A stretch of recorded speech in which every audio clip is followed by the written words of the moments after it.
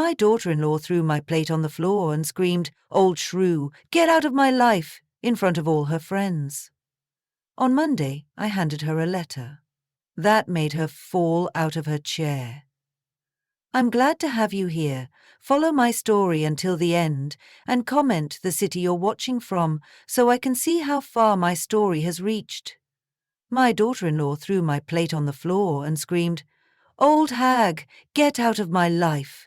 in front of all her friends. The clatter of porcelain shattering against the hardwood floor still echoes in my mind. I can still see the 20 pairs of eyes staring at me, some with pity, others with embarrassment. The elegant dinner party at my son's house had come to a standstill, and I was the spectacle. My name is Ashley Thompson. I'm 65 years old, and I've spent my entire life trying to be a good mother, a supportive mother-in-law, and now a doting grandmother. But that night Victoria made it abundantly clear that none of it mattered. "Mum, please," my son Robert whispered, his eyes pleading with me not to make the scene worse. Not once did he turn to his wife to chastise her behavior. Not once did he stand up for me. I stood there, food splattered across my beige slacks, my hands trembling. Victoria glared at me, her perfectly made-up face contorted with disgust. This wasn't the first time she had made her feelings known, but it was certainly the most public and humiliating. "I think it's best if you leave, Ashley," she said, her voice dripping with false concern. "You're clearly upset, and we wouldn't want you to have one of your episodes." I don't have episodes. Never have. But Victoria had spent years constructing this narrative about me to Robert and their friends, that I was unstable, difficult, intrusive, and my son, the little boy I had raised alone after his father died, when he was just 10 years old, believed her. As I gathered my purse and cardigan, I caught sight of my grandchildren peering from the top of the staircase. 7-year-old Emma and 5-year-old Lucas watched with wide eyes as their grandmother was thrown out of their home like garbage. What were they learning? About respect? About family? The drive home was a blur of tears and memories. I remembered when Robert first brought Victoria home 5 years ago. She was charming then, laughing at my stories and complimenting my home. The change had been gradual. A cancelled invitation here, a snide remark there. Then came the restrictions on when I could see my grandchildren, always with an excuse. They were too busy, the kids had activities. Victoria needed family time, without in-laws around. I pulled into the driveway of the small house I'd lived in for 40 years. The house where I'd raised Robert alone, working 2 jobs to ensure he had everything he needed. Now he lived in a sprawling home in the suburbs, with a wife who despised me for reasons I couldn't understand. Inside, I sank onto my couch, still in my stained clothes, and let the tears flow freely. My phone buzzed. A text from Robert. "Mum, I'm sorry about tonight. Victoria's just stressed with work. Give her some space." Okay, space. That's all I've been giving them. So much space that I was becoming a stranger to my own grandchildren. And still, it wasn't enough. I dragged myself to the bathroom and caught sight of my reflection. I barely recognized the woman staring back at me, shoulders slumped, eyes red-rimmed, face drawn with sadness. When had I allowed myself to become this person? When had I started believing that I deserved this treatment? That night I slept fitfully, dreaming of porcelain shattering and voices shouting. In my dreams I stood up for myself. I told Victoria exactly what I thought of her behavior. I reminded Robert of all the sacrifices I had made for him, but in reality I had simply walked away. Head bowed, defeated. Morning brought no relief. I called my best friend Martha, who had been trying to tell me for years that Victoria was isolating me from my family. "Ashley, "Enough is enough," Martha said firmly. "You've let that woman walk all over you for too long. When are you going to stand up for yourself?" "What can I do, Martha? If I confront her, she'll just use it as another excuse to keep me away from the children." "So, you'll just keep taking her abuse? Is that your plan?" I had no plan. I felt trapped in an impossible situation. Fight back and risk losing what little contact I had with my family, or continue to endure Victoria's cruelty. What I didn't know then was that Monday would change everything. Monday, when I would hand Victoria a letter that would make her fall out of her chair, a letter that would finally expose the truth and give me back the dignity I had surrendered piece by piece over the years. But first, I needed to find my courage again. And as I sat at my kitchen table that morning, sipping tea from a chipped mug, I had no idea that courage would find me in the most unexpected place, or that the weapon I needed against Victoria had been in my possession all along. The weekend crawled by in a haze of self-pity and regret. By Sunday afternoon, I couldn't bear to sit alone with my thoughts any longer. I decided to tackle the cluttered attic, a project I'd been putting off for years. At least physical labor might distract me from the persistent ache in my chest. The attic was stifling, filled with decades of memories packed in cardboard boxes. I started with Robert's childhood mementos. Baseball trophies, school projects, and photo albums documenting every milestone. Had Victoria seen these? Did she know how I'd cheered at every game, helped with every science fair project, worked overtime to pay for college applications? Hours passed as I sorted through the boxes. My back ached, and dust coated my clothes, but the physical discomfort was almost welcome. A different kind of pain to focus on. That's when I found the large manila envelope tucked behind an old dresser. Didn't recognize it at first. The envelope was yellowed with age, the flap sealed with ancient tape. Inside were documents I hadn't thought about in years. The deed to Robert's house. My late husband James had purchased that property as an investment shortly before his sudden heart attack. He'd intended to renovate it for rental income, but never got the chance. After his death, I couldn't bear to sell it. It was one of the last decisions he'd made. Instead, I'd kept up the property taxes and minimal maintenance, letting it sit vacant for years. When Robert and Victoria got married, they'd been saving for a house. I remembered the moment clearly, sitting at this very kitchen table, sliding a key across to my son. "It's yours," I had told him, explaining that his father had bought the property years ago. "Consider it an early inheritance and your wedding present." Robert had been stunned, grateful. Victoria had been ecstatic. What I hadn't mentioned, what hadn't seemed important at the time, was that I had never legally transferred the property to Robert's name. I'd given them the house to live in, but the deed still listed me as the owner. I stared at the paperwork, my heart pounding. According to these documents, I still owned the house where Robert and Victoria lived, the house Victoria had thrown me out of just 2 days ago. I sank onto a dusty trunk, my mind racing. Did they know? Had they ever checked the property records? Given Victoria's reaction to my presence, I doubted she realized she was living in a house that legally belonged to me. As I continued digging through the envelope, I found insurance papers, tax records, and the original purchase agreement. Everything confirmed what I already knew.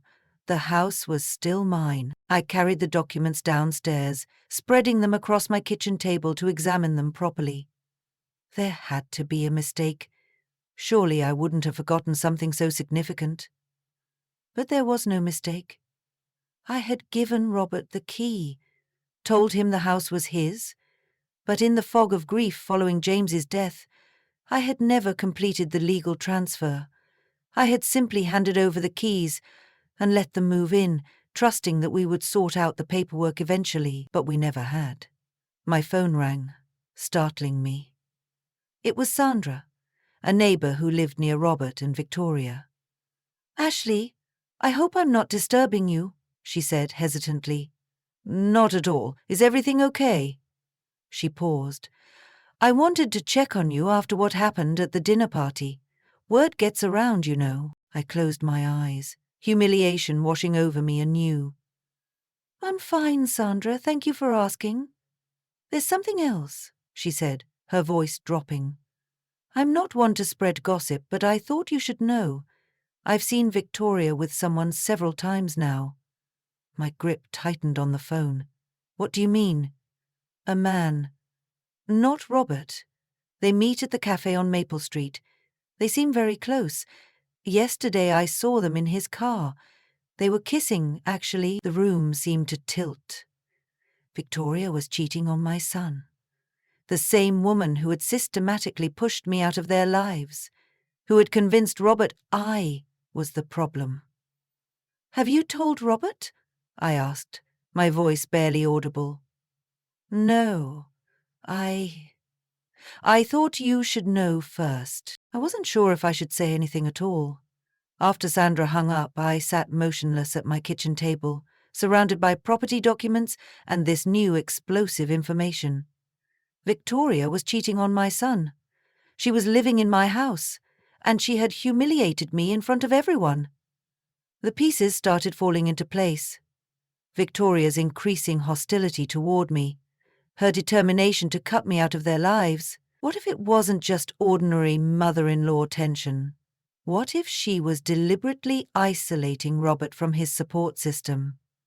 I needed to confirm Sandra's story before jumping to conclusions, but combined with the property documents spread before me, I now held information that could completely change the power dynamic between Victoria and me.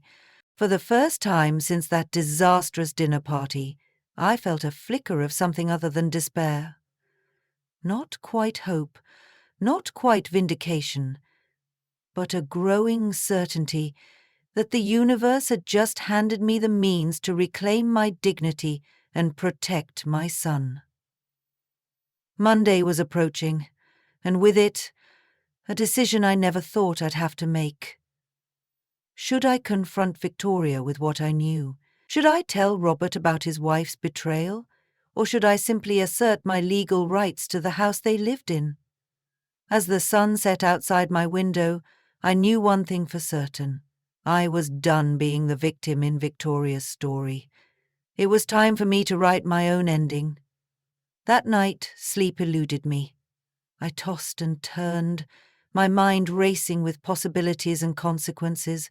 By morning, exhaustion had settled deep in my bones, but a strange clarity had emerged. I called Martha. "I need your advice," I said when she answered. "Can you come over?" An hour later, we sat at my kitchen table, the property documents and a pot of strong coffee between us.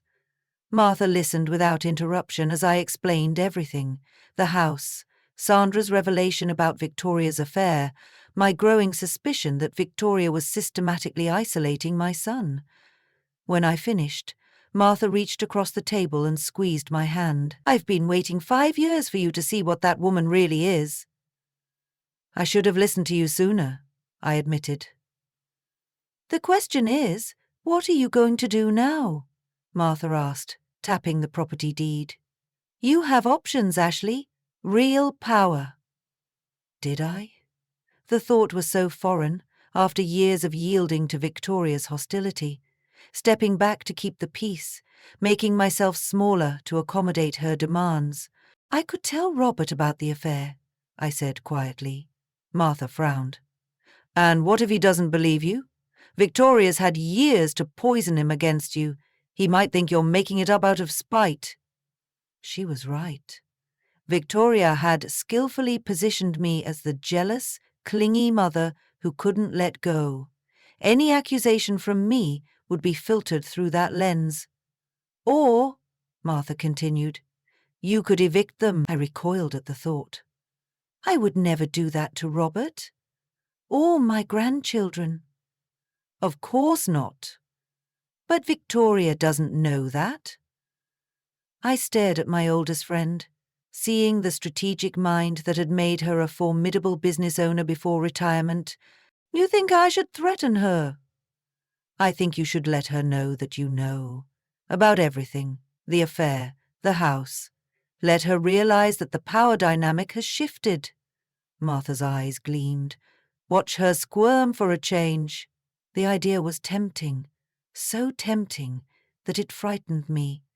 Was I really considering such calculated retaliation? But wasn't that precisely what Victoria had been doing to me for years? I don't want revenge, I said finally. I just want to protect my son and my grandchildren.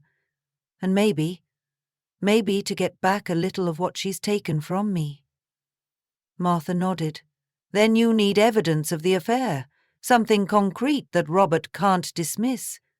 And then what? Break my son's heart, destroy his family. Victoria's already doing that, Martha said bluntly. You'd just be opening his eyes to the truth. After Martha left, I sat alone, weighing my options. The thought of confronting Victoria made my stomach clench with anxiety. She was younger, more confident, quicker with cutting remarks, but she had also never seen me fight back. I spent the afternoon driving past the cafe on Maple Street, where Sandra had seen Victoria with her lover. Fortune favoured me. There they were, sitting at an outdoor table, their hands intertwined. I parked a safe distance away and used my phone to take pictures. Victoria looked animated, happy, her face lit with an ease I'd never seen when she was with Robert. The man was handsome in a polished way. Expensive haircut, designer clothes. They seemed comfortable together, familiar. This was clearly not a new development. I followed at a distance when they left the cafe. They walked to a sleek car parked on a quiet side street. Before getting in, Victoria glanced around furtively, then leaned in for a passionate kiss. I captured it all on my phone, feeling sick but determined. They drove to a small hotel on the outskirts of town. I didn't follow further. I didn't need to. By evening, I knew what I had to do.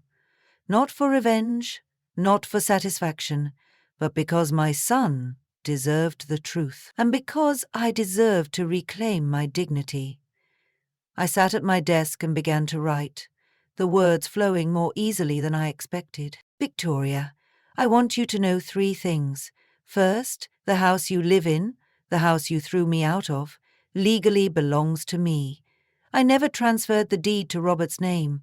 Enclosed are copies of the relevant documents. Second, I know about your affair. I know about the man you meet at the cafe on Maple Street, about your trips to the Parkview Hotel. I have photographic evidence, also enclosed. Third, I love my son and my grandchildren more than anything in this world. I've stepped back, stayed silent, and endured your cruelty because I feared losing them entirely.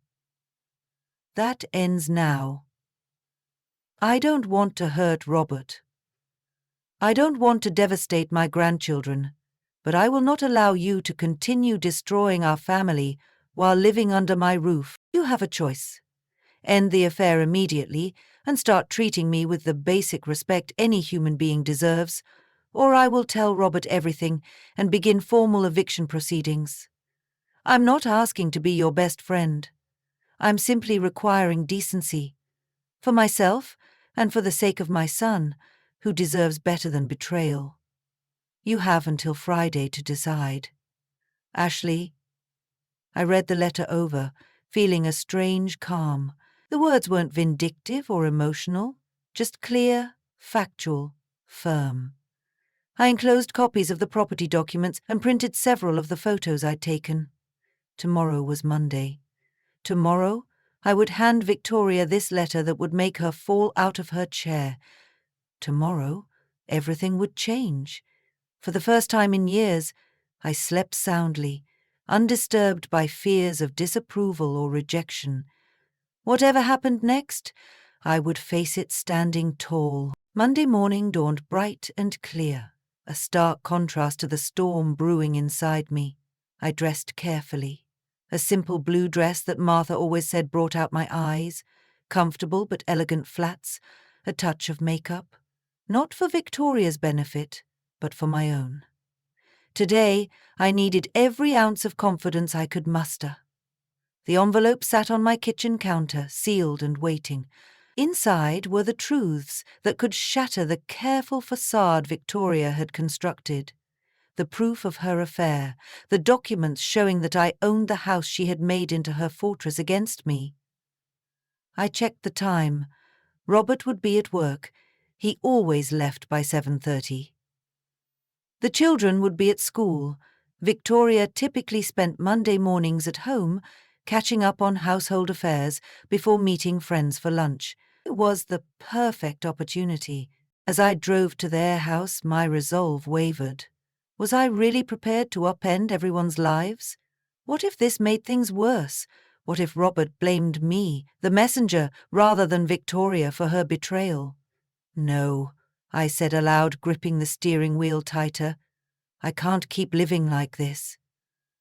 The house, my house, legally speaking, came into view. The lawn was immaculate, the garden beds bursting with the flowers Victoria selected each season. Even from the outside, it looked like the perfect home for the perfect family.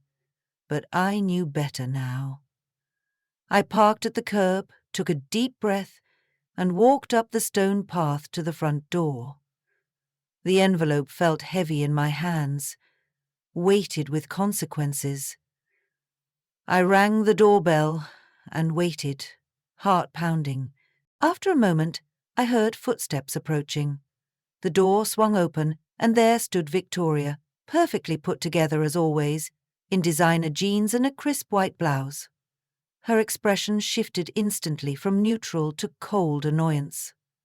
"Ashley," she said flatly, "Robert's not home." "I know," I replied, my voice steadier than I'd expected. "I came to see you." She raised an eyebrow, making no move to invite me in. "I thought I made it clear on Friday that we needed space." "You made a lot of things clear on Friday," I said. "May I come in? This won't take long." Victoria hesitated, then stepped back grudgingly. 5 minutes. I have a busy day." I followed her into the living room, the same room where she'd humiliated me just 3 days ago. The physical evidence was gone. No shattered plate, no food stains on the floor, but the emotional debris remained, thick in the air between us. "Well," Victoria crossed her arms, tapping her foot impatiently. "What's so important?" I held out the envelope. "This is for you." She looked at it suspiciously. "What is it?" "Something you need to see." With obvious reluctance, Victoria took the envelope and tore it open. Her eyes scanned the first page of my letter, widening slightly. Then she flipped to the property documents, her fingers tensing around the paper. When she reached the photographs, her face drained of color. She looked up at me, then back at the photos, then at the deed. Her legs seemed to give out as she sank into the nearest chair, the papers clutched in her trembling hands. This is absurd," she stammered, but the panic in her eyes betrayed her. "These photos they don't show anything, and this paperwork must be outdated." "The photos show exactly what they appear to show," I said calmly. "And the property records are current. I checked with the county office yesterday." Victoria's composure cracked further. "You had no right to spy on me."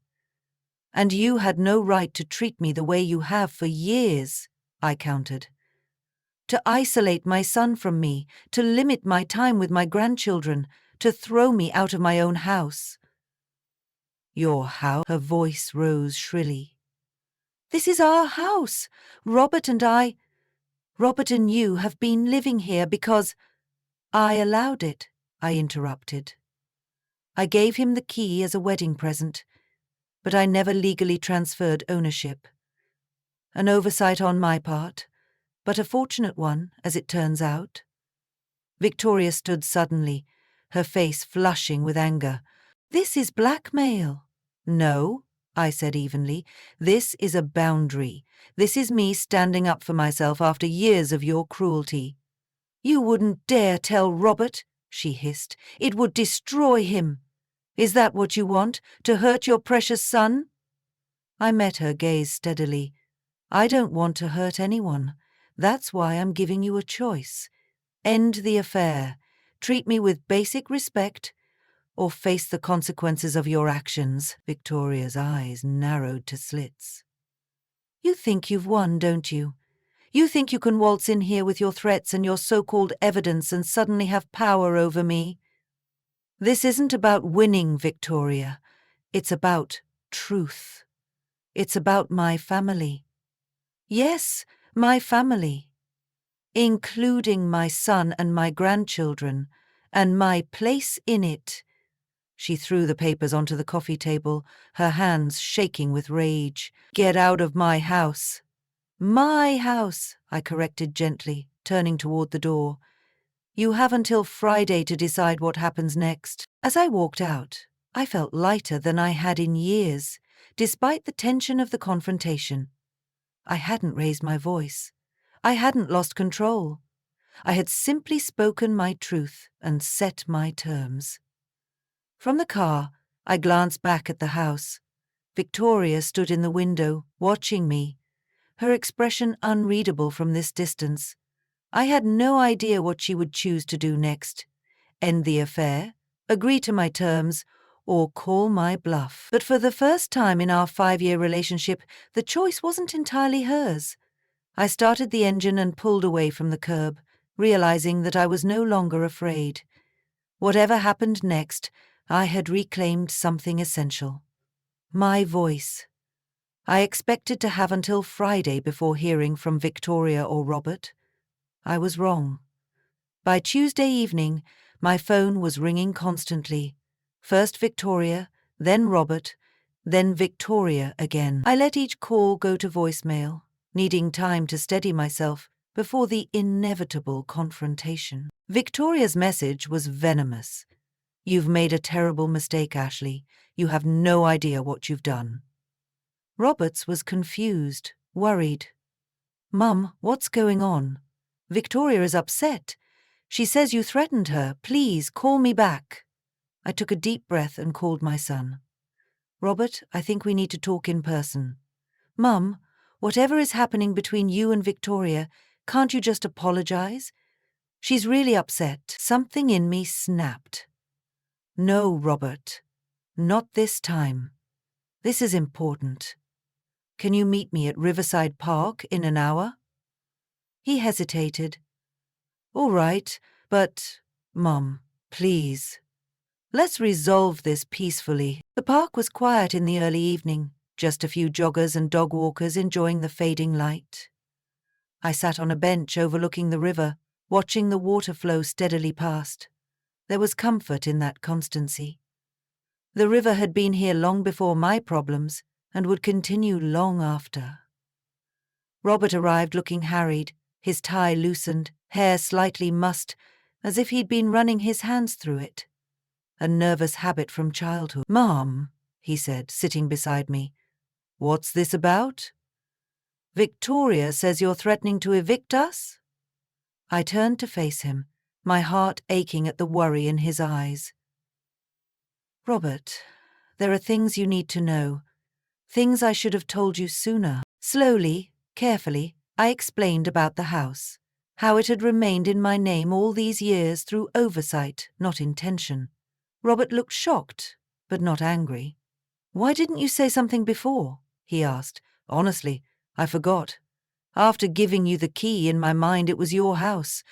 I only discovered the truth when I was cleaning the attic this weekend. Robert nodded slowly. We can fix that. I'll call our lawyer tomorrow and have the deed transferred properly. I took a deep breath. There's more, Robert. His face fell. Mom, please. If this is about Victoria's behavior at the dinner party, she's stressed with... Victoria is having an affair, I said quietly. Robert froze, his face draining of color. What? I reached for his hand. "I'm so sorry. I wouldn't tell you this if I wasn't certain." "You're wrong," he said, pulling his hand away. "Victoria wouldn't. She loves me. She loves our family." "Robert," I said gently, retrieving my phone, "I have proof." I showed him the photos. Victoria with her lover at the cafe, their passionate kiss by the car, entering the hotel together. With each image, Robert's expression crumbled further. "No," he whispered. "No, this can't be." "I'm sorry," I said again, feeling his pain like a physical wound. "I didn't want to hurt you, but you deserve to know the truth." He stood abruptly, pacing in front of the bench.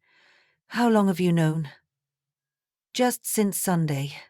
A neighbor saw them together and told me." Robert ran his hands through his hair, his breathing ragged. "And the eviction threat, was that real or just to scare her?" "I would never put you and the children on the street," I said firmly. "Never." But Victoria didn't know that. I wanted her to understand that things had to change, that I wouldn't be treated like dirt in my own family anymore.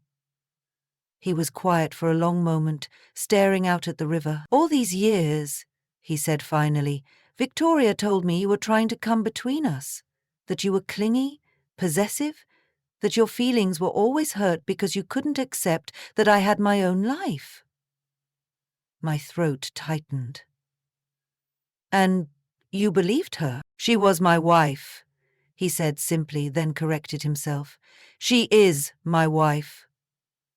"I tried so hard, Robert." I stepped back. I made myself small. I accepted the scraps of time she allowed me with you and the children, all to keep the peace. Robert turned to face me, his eyes red-rimmed. "I should have seen it. I should have stood up for you. We both made mistakes," I said, "but it's not too late to fix them." "What am I going to do?" he asked, suddenly looking like the lost boy who'd faced his father's death all those years ago. "The children." "You're going to take some time to think," I said gently. "You're going to decide what's best for you and Emma and Lucas. And whatever you decide, I'll support you." "She's going to say you're lying, that you've always been jealous of her." I nodded. "Probably. That's why I made copies of everything. The photos, the property documents.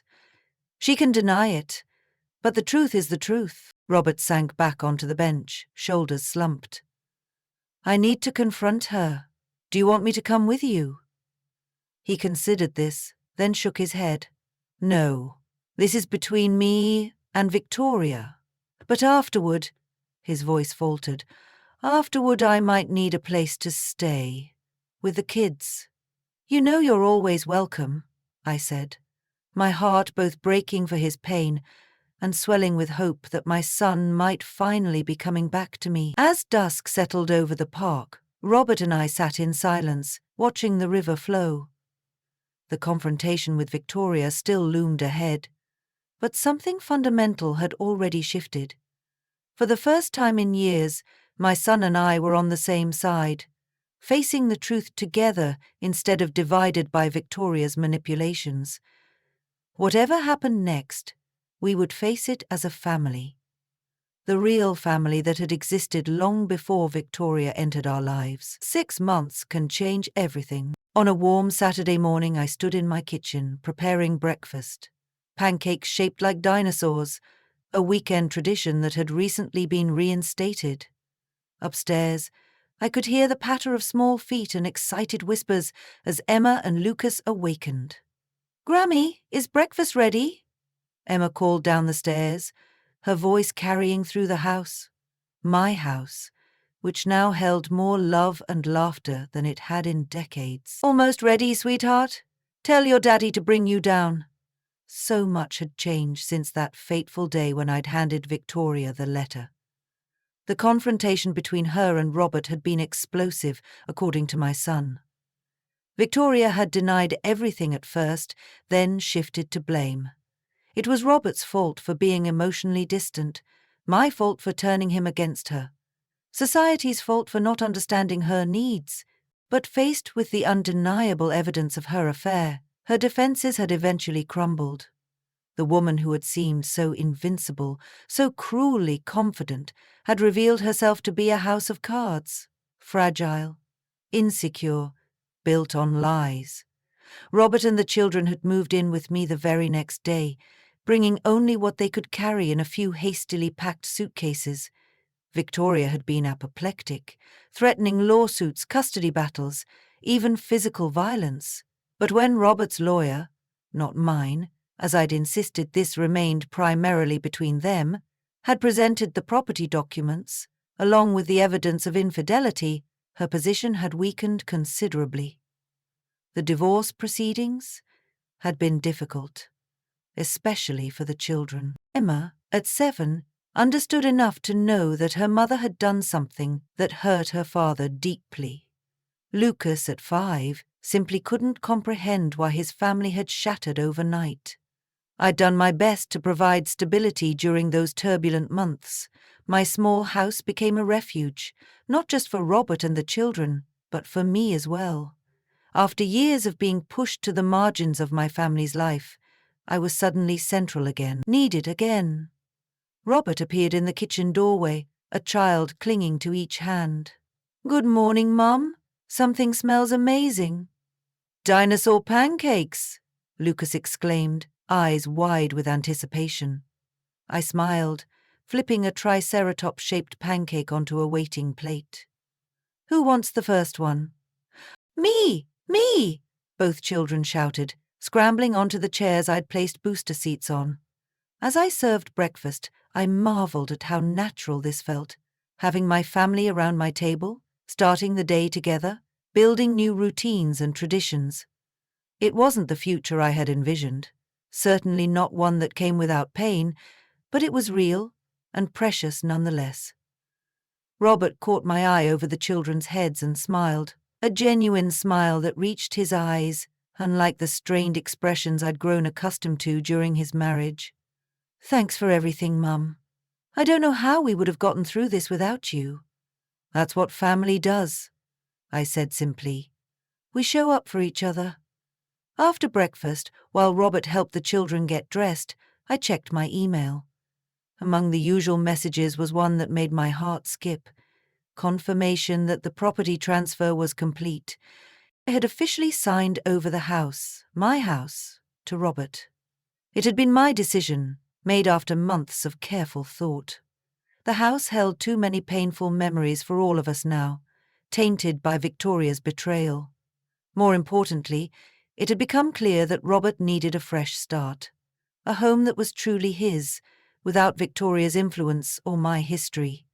The sale had closed yesterday.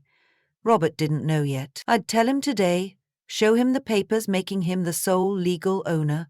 It was time for him to rebuild his life on his own terms, in a space that belonged entirely to him. The doorbell rang, interrupting my thoughts. Robert appeared in the hallway, confusion on his face. "Are we expecting someone?" I shook my head. "I'll get it." Opening the front door, I found Victoria standing on my porch, looking nothing like the polished, confident woman who had once thrown my plate to the floor. Her hair was pulled back in a simple ponytail, her face bare of makeup, her designer clothes replaced by jeans and a plain sweater. "Ashley," she said, her voice lacking its usual sharp edge. "May I come in?" I hesitated, protective instincts flaring. "Victoria, I don't think that's—" "Please," she interrupted, "just for a minute. I need to say something." Behind me, I heard Robert's sharp intake of breath as he recognized his ex-wife's voice. "Mom, it's okay. Let her in." Victoria stepped into the hallway, her eyes darting nervously to Robert, then back to me. "I won't stay long. She took a deep breath. "I came to apologize." Of all the things I had expected from Victoria, an apology had never been among them. "These past months, I've had a lot of time to think, she continued. The divorce, losing custody. Her voice faltered. I've been seeing a therapist, trying to understand why I did the things I did. Robert crossed his arms. And I was wrong, Victoria said simply. I was insecure, jealous of your relationship with your mother. I convinced myself she was trying to control our lives when really I was the one doing the controlling. She turned to me. Ashley, I treated you terribly. The things I said, the way I isolated you from Robert and the children, there's no excuse. I'm truly sorry. I searched her face for signs of manipulation or hidden agendas, but found only genuine remorse. This wasn't the Victoria I had known. Or perhaps it was a Victoria I had never been allowed to know. Thank you for saying that, I said carefully. It means a lot to hear. The children are upstairs, Robert said. They're almost ready for the park. Would you like to see them before we go? Victoria's eyes filled with tears. I would very much. As she climbed the stairs to greet her children, Robert turned to me. Do you think she is sincere? I considered the question. Yes, I do. People can change, Robert. Sometimes they just need a wake-up call. Later that day, after Victoria had gone and the children were napping, exhausted from their morning at the park, I showed Robert the property transfer documents. Mum, I can't accept this. You can, and you will, I said firmly. It's time for you and the children to have your own home again, a fresh start. Robert embraced me, his voice thick with emotion. I don't deserve you. You deserve everything good, Robert. You always have. That evening, as I sat on my porch watching the sunset, I reflected on the journey of the past 6 months. The pain of that dinner party, the shock of discovering the truth about Victoria, the courage it had taken to write that letter, all of it had led to this moment of peace. I had never wanted revenge. I had only wanted what everyone deserves: respect, love, and a place in my family. In standing up for myself, I had not only reclaimed my dignity, but had also helped my son see the truth he had been blind to for too long. The future was uncertain. Robert and the children would eventually move back into their own home. Victoria would remain part of our lives through the children. Healing would take time for all of us. But as I watched the golden light fade from the sky, I felt a profound gratitude.